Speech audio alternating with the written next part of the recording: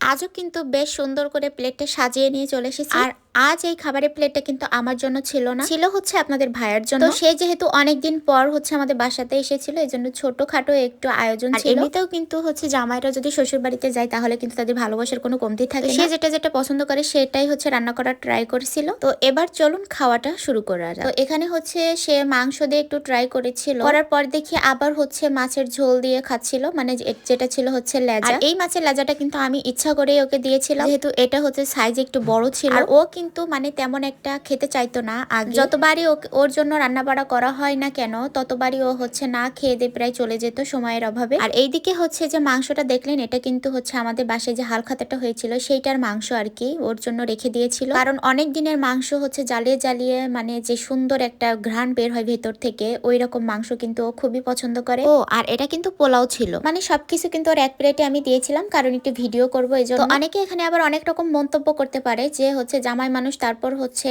অল্প অল্প করে হচ্ছে খাবার দিয়েছে। আমি তাদের উদ্দেশ্যেও একটা কথা বলে রাখি, আমার জামাই কতটুকু খায়, কি করে কি না, সেটা একমাত্র আমি জানি। আর তারপরও জামাই বলে যে কম রান্না করা হয়, তাকে কম আপ্যায়ন করা হয়, সেটা কিন্তু না, এটা সম্পূর্ণ যার যার ইচ্ছা। আজকের ভিডিওটা এই পর্যন্তই। আল্লাহ হাফেজ।